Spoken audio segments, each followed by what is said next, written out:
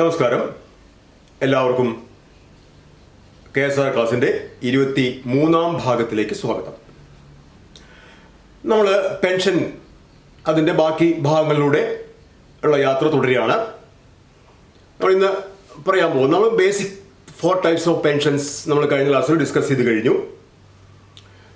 അതുകൂടാതെ ചില സ്പെഷ്യൽ കണ്ടീഷൻസിൽ കൊടുക്കുന്ന പെൻഷൻ സ്കീംസിനെ കുറിച്ചാണ് ഈ ക്ലാസ്സിൽ ഡിസ്കസ് ചെയ്യുന്നത്. എക്സ് ഗ്രേഷ്യ പെൻഷൻ അതിൽ പ്രധാനപ്പെട്ട ഒന്നാണ് എക്സ് ഗ്രേഷ്യ പെൻഷൻ. അത് 1/10/99 തൊട്ട് പ്രാബല്യത്തിൽ വന്നതാണ് ഈ എക്സ് ഗ്രേഷ്യ പെൻഷൻ എന്ന് പറഞ്ഞാൽ. ഈ എക്സ് ഗ്രേഷ്യ പെൻഷൻ എന്ന് പറഞ്ഞാൽ ഉദ്ദേശിക്കുന്നത് ആർക്ക് വേണ്ടിയാണ്? നമുക്കിപ്പോൾ minimum number of years for getting normal pension എല്ലാവർക്കും അറിയാം, 10 വർഷമാണ്. 10 വർഷം സർവീസ് ഉണ്ടെങ്കിൽ അതാണ് minimum qualified service for getting normal pension. നമ്മൾ നേരത്തെ പറഞ്ഞ പെൻഷൻ സ്കീമിൽ ഏറ്റവും കുറവ് സർവീസ് 10 വർഷം. 10 വർഷം എന്ന് പറഞ്ഞാൽ 9 years ആൻഡ് ഈവൻ 1 day. ആ റൗണ്ടിങ്ങിൽ വരുന്നതാണ് സ്പെഷ്യൽ റൗണ്ടിങ് എന്നാണ് പറയുക. 9 വർഷവും 1 ദിവസവും കൂടി സർവീസ് ഉണ്ടെങ്കിൽ അത് 10 വർഷമായി പരിഗണിച്ച് അവർക്ക് നോർമൽ പെൻഷൻ, അതിൻ്റെ കാൽക്കുലേഷൻസ് അനുസരിച്ച് നോർമൽ പെൻഷൻ കാൽക്കുലേറ്റ് ചെയ്ത് കൊടുക്കും. അങ്ങനെ കാൽക്കുലേറ്റ് ചെയ്ത് കൊടുക്കുമ്പോൾ ലഭിക്കുന്ന ഓരോ പേ ഡിവിഷൻസിലും മിനിമം പെൻഷൻ എത്രയാണെന്ന് നിജപ്പെടുത്തിയിട്ടുണ്ടാവും. ഇപ്പോഴത്തെ ഈ 11-ാം ശമ്പള കമ്മീഷൻ പ്രകാരം ഉള്ള മിനിമം പെൻഷൻ 11,500 രൂപയാണ് ഇപ്പോഴത്തെ മിനിമം പെൻഷൻ. ആ മിനിമം പെൻഷൻ എലിജിബിലിറ്റി വേണം എന്നുണ്ടെങ്കിൽ 10 വർഷം സർവീസ് വേണം. അത് മിനിമം പെൻഷൻ ആയിക്കോളുന്നില്ല, അദ്ദേഹത്തിന്റെ ലാസ്റ്റ് 10 monthsന്റെ സാലറിക്ക് ബേസ് ചെയ്തിട്ട് 11,500 അതിൽ കൂടുതലോ ആവാം. പക്ഷെ 11,500 താഴില്ല ഒരിക്കലും. മിനിമം പെൻഷൻ എത്രയാന്ന് ചോദിച്ചാൽ 11,500 ആണ്. ഇപ്പോൾ 11-ാം ശമ്പള കമ്മീഷൻ പ്രകാരം 11,500 ആണ് മിനിമം പെൻഷൻ. 10-ാം ശമ്പള കമ്മീഷൻ പ്രകാരം അത് 8,500 ആയിരുന്നു 10-ല്. ഇപ്പോൾ അത് 11,500 ആണ്. പലപ്പോഴും ചോദിച്ചിട്ടുണ്ട്, what is the minimum family pension? അങ്ങനെ ചോദിക്കുന്നു ചിലപ്പോൾ. മിനിമം ഫാമിലി പെൻഷൻ അതൊക്കെ ഒന്ന് തന്നെയാണ്. മിനിമം പെൻഷൻ എന്ന് പറഞ്ഞാൽ അത് സർവീസ് പെൻഷൻ ആയാലും ഫാമിലി പെൻഷൻ ആണെങ്കിലും അത് 11,500 ആണ്. പക്ഷേ ഈ മിനിമം പെൻഷൻ എലിജിബിലിറ്റി വേണമെങ്കിൽ ഈ പറഞ്ഞ 9 years and even 1 day will make him fit for normal pension. അതായത് 10 വർഷം ക്വാളിഫൈഡ് സർവീസ് ആയിട്ട് കണക്കാക്കും. അതുപോലും ഇല്ലാത്ത 9 വർഷം മാത്രമേ ഉള്ളൂ, അല്ലെങ്കിൽ 9 വർഷം തികഞ്ഞിട്ടില്ല, അത്രയും കുറവ് സർവീസ് ഉള്ള ഒരു ഓഫീസർ സർവീസിൽ നിന്നും റിട്ടയർ ചെയ്യുമ്പോൾ അവർക്ക് നൽകുന്ന പെൻഷനെയാണ് നമ്മൾ ഈ എക്സ് ഗ്രേഷ്യ പെൻഷൻ എന്ന് പറയുന്നത്. ആദ്യം അത് എക്സ് ഗ്രേഷ്യ അലവൻസ് ആയിരുന്നു, ഇപ്പോൾ അത് എക്സ് ഗ്രേഷ്യ പെൻഷനാണ്. അത് എങ്ങനെയാണ് കണക്കാക്കുക? എക്സ് ഗ്രേഷ്യ പെൻഷൻ എന്ന് പറഞ്ഞാൽ എക്സ് ഗ്രേഷ്യ പെൻഷൻ ഇപ്പോൾ 2 വർഷമൊക്കെ സർവീസ് ഉള്ളുവെങ്കിലും മിനിമം എക്സ് ഗ്രേഷ്യ പെൻഷൻ എന്ന് പറഞ്ഞാൽ 3 വർഷമെങ്കിലും മിനിമം സർവീസ് ഉള്ളതായി പരിഗണിച്ച് 1 വർഷത്തേക്ക് 1,150. ഇപ്പോൾ 11-ാം ശമ്പള കമ്മീഷൻ പ്രകാരം 10-ൽ അത് 850 രൂപയായിരുന്നു 1 വർഷത്തേക്ക്. അങ്ങനെ കണക്കാക്കി ആ എമൗണ്ടാണ് മന്ത്ലി പെൻഷനായിട്ട് കൊടുക്കുക. അതായത് ഇപ്പോൾ 11,500 ആണല്ലോ മിനിമം പെൻഷൻ. അതിനെ ബേസ് ചെയ്തിട്ടാണ് ഈ 1,150 ഉണ്ടായിട്ടുള്ളത്. അത് ഡിവൈഡ് ബൈ 10. അപ്പോൾ 1 വർഷത്തേക്ക് 1,150. അങ്ങനെയാണ് ആ ഫിഗർ ഉണ്ടായിരുന്നത്. നേരത്തെ 8,500 ആയിരുന്നു മിനിമം പെൻഷൻ. ആ കാലത്ത് എക്സ് ഗ്രേഷ്യ പെൻഷൻ കണക്കാക്കാൻ ഉപയോഗിക്കുന്ന ബേസിക് എമൗണ്ട് എത്രയാ വെച്ചാൽ 850 ആയിരുന്നു. 1 വർഷത്തേക്ക് 850. ഇപ്പോൾ 1 വർഷത്തേക്ക് 1,150. അങ്ങനെ ഒരാൾ 2-3 വർഷം സർവീസ് ആവുന്നതിന്റെ മുന്നേ ആൾക്കൊരു സർവീസിന് റിട്ടയർ ചെയ്ത് പോണ്ടി വന്നു. അങ്ങനെ വന്നപ്പോൾ മിനിമം 3 വർഷത്തേക്കുള്ള 1,150 × 3 ആ എമൗണ്ട് ആണ് അദ്ദേഹത്തിന്റെ മന്ത്ലി പെൻഷനായിട്ട് അദ്ദേഹത്തിന് കൊടുക്കുക. അതായത് മിനിമം 3 വർഷമെങ്കിലും സർവീസ് ഉള്ളതുപോലെ കണക്കാക്കി 1 വർഷത്തേക്ക് 1,150 എന്ന തുക വെച്ച് അത് × 3 അതാണ് അദ്ദേഹത്തിന്റെ മന്ത്ലി പെൻഷൻ. അങ്ങനെ 9 വർഷം വരെ 8 വർഷം സർവീസ് ഉണ്ടായിരിക്കുക 1,150 × 8 അതാണ് അദ്ദേഹത്തിന്റെ മന്ത്ലി പെൻഷൻ. 9 ആണെങ്കിൽ മാക്സിമം 9 കവിഞ്ഞാൽ പിന്നെ എന്ത് പെൻഷനായി? 9 വർഷത്തിൽ കൂടി കഴിഞ്ഞാൽ നോർമൽ പെൻഷൻ കിട്ടിയല്ലോ. അത് മിനിമം എന്തായാലും 11,500 രൂപ കിട്ടും ചെയ്യും. അപ്പൊ അതിൽ കുറവാണെങ്കിൽ എത്രയാണോ remaining number of years of service, അത് ഇൻറ്റു 1150. ആ 1150 തുക എവിടുന്നാ കിട്ടിയത്? മിനിമം പെൻഷൻ 11,500 ആണ്. അതിന്റെ 10 അത് 10 വർഷമാണ് ക്വാളിഫൈഡ് സർവീസ്. അപ്പൊ അതിന്റെ 10 ഒരു വർഷത്തേക്ക് കണക്കാക്കി അത്രയേ ഉള്ളൂ. മുന്നേ 8,500 ആയിരുന്നു. അപ്പൊ അതിന്റെ 10 850 ആണ്. അന്ന് 850 വെച്ചാൽ കണക്കാക്കി കൊടുത്തിരുന്നത്. ഇപ്പോ 1150 ആണ്. എത്ര വർഷം സർവീസ് ഉണ്ട്? ഇൻറ്റു 1150. അതാണ് അദ്ദേഹത്തിന്റെ എക്സ് ഗ്രേഷ്യ പെൻഷൻ. അതിപ്പോ 2 വർഷം സർവീസ് വിളിച്ചാലോ അത് മിനിമം 3 കണക്കാക്കിയിട്ടുണ്ട്. മിനിമം 3 വർഷം കണക്കാക്കിയിട്ടാണ് ഈ എക്സ് ഗ്രേഷ്യ പെൻഷൻ അനുവദിക്കുക. ഇനി ഇതിന്റെ എലിജിബിലിറ്റി എങ്ങനെയാണ് കണക്കാക്കുന്നത്? ഈ മിനിമം ഇങ്ങനെയുള്ള ഈ മിനിമം ക്വാളിഫൈങ് സർവീസ് ഇല്ലാതാവാൻ കാരണം ഓഫീസർ സർവീസിൽ കയറി അതിനുശേഷം അദ്ദേഹം നിരന്തരമായിട്ട് ലീവുകൾ എടുത്തു. അങ്ങനെ എന്തെങ്കിലും ഓഫീസറുടെ കുറ്റം കൊണ്ടാണ്, പ്രശ്നം കൊണ്ടാണ് ഈ ക്വാളിഫൈഡ് സർവീസ് 10 വർഷം തികയാതെ പോയത്, അല്ലെങ്കിൽ 9 വർഷവും 1 ദിവസം കൂടി ഇല്ലാതെ പോയത് എന്നുണ്ടെങ്കിൽ അങ്ങനെയുള്ളവർക്ക് ഇത് ബാധകമല്ല. പണ്ട് ഈ 12A പ്രകാരം 20 വർഷം വരെ ലീവ് എടുക്കാമായിരുന്നു. 20 വർഷം വരെ, 5 വർഷം 5 വർഷം 5 വർഷം 5 വർഷം വെച്ച് 20 വർഷം വരെ ഫോർ ടേക്കിംഗ് ജോബ് എബ്രോഡ് എന്ന് പറഞ്ഞിട്ട് ലീവ് എടുക്കാമായിരുന്നു. ഇപ്പം അതില്ല. ഇപ്പം അത് മാക്സിമം 5 വർഷമേ കിട്ടുള്ളൂ.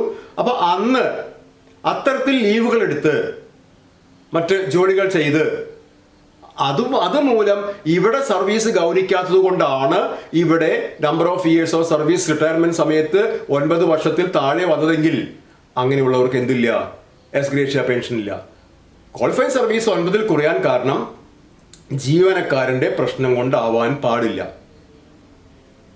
അവർക്ക് മാത്രമാണ് ഈ എക്സ് ഗ്രേഷ്യ പെൻഷൻ അനുവദിക്കുന്നത്. അപ്പൊ അതാണ് എക്സ് ഗ്രേഷ്യ പെൻഷനെ കുറിച്ച് നമുക്ക് പറയേണ്ട ഒരു കാര്യം. ഇനി മറ്റൊരു പെൻഷനാണ് extra ordinary pension. Extra ordinary pension എന്ന് പറഞ്ഞാൽ ഒരു ഓഫീസർ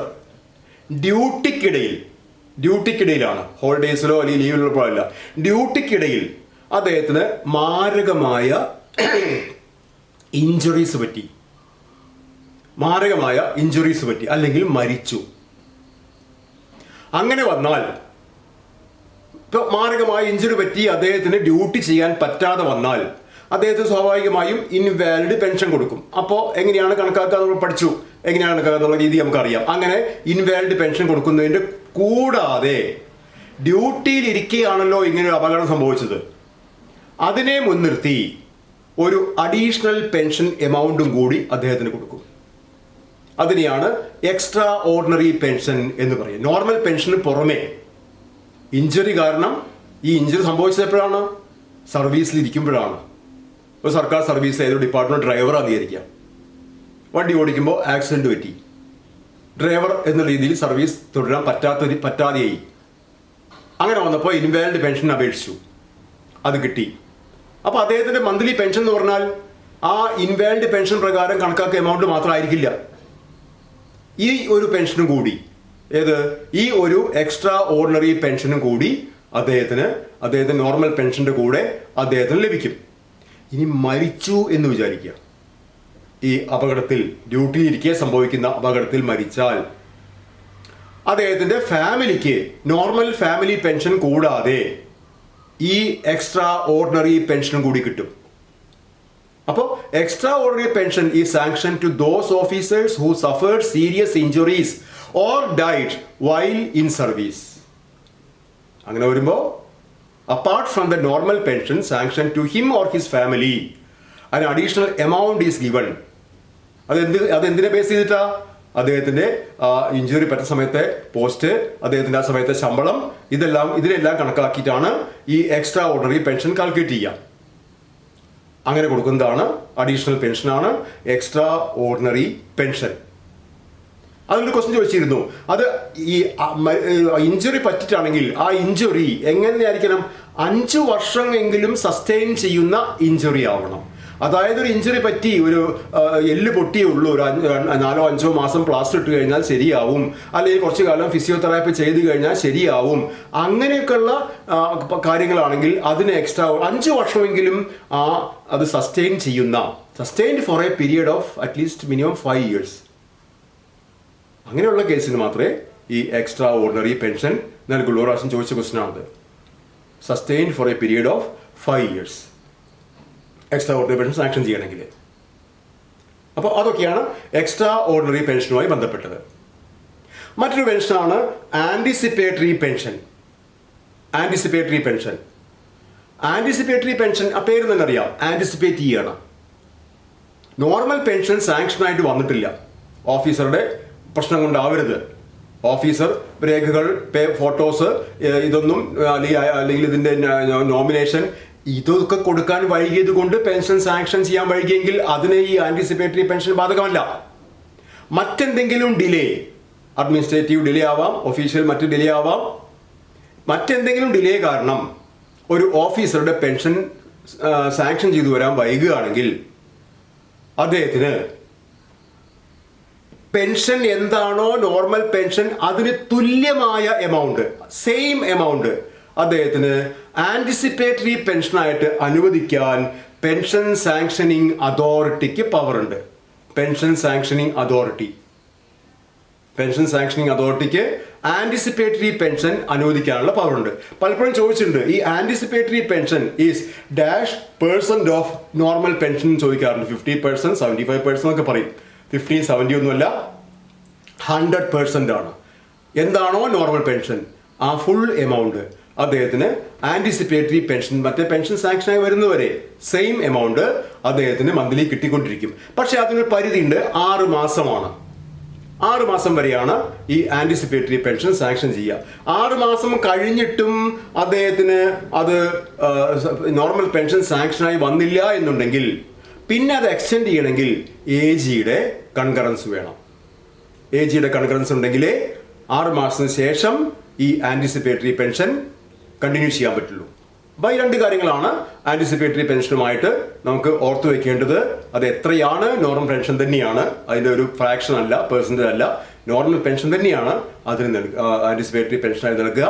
നോർമൽ പെൻഷൻ സാങ്ഷൻ ചെയ്യാനുള്ള ഡിലേ വരുമ്പോഴാണ് അത് ആരാ സാങ്ഷൻ ചെയ്യുക? നോർമലി പെൻഷൻ സാങ്ഷനിങ് അതോറിറ്റി തന്നെയാണ് ആൻറ്റിസിപ്പേറ്ററി പെൻഷൻ സാങ്ഷൻ ചെയ്യേണ്ടത്.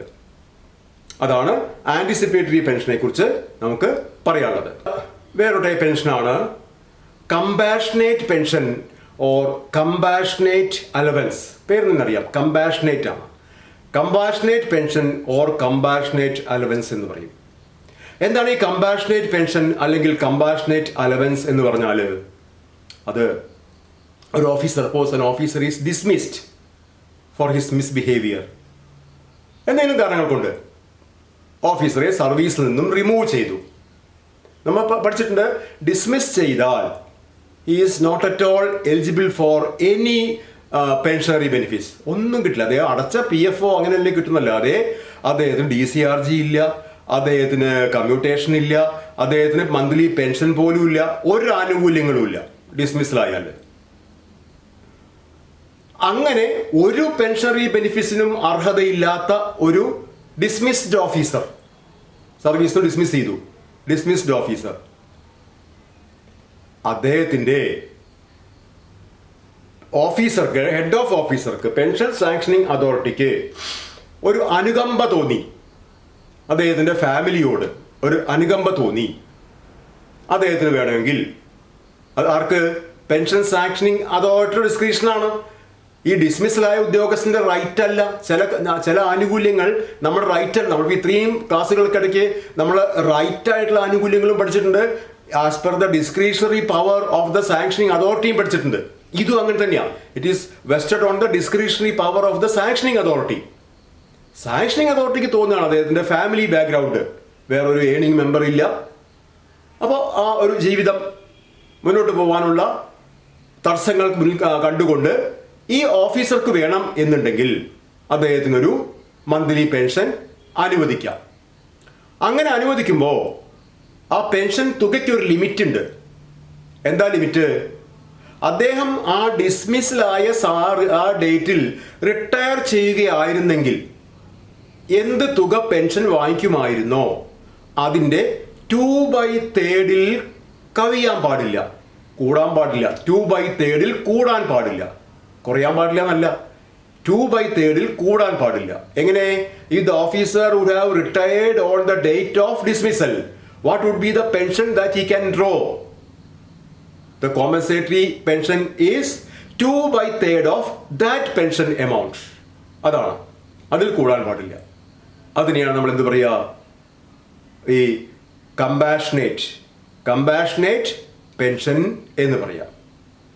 അതാണ് കമ്പാഷനേറ്റ് പെൻഷൻ എന്ന് പറഞ്ഞാൽ നമുക്ക് അർത്ഥമാക്കുന്നത്.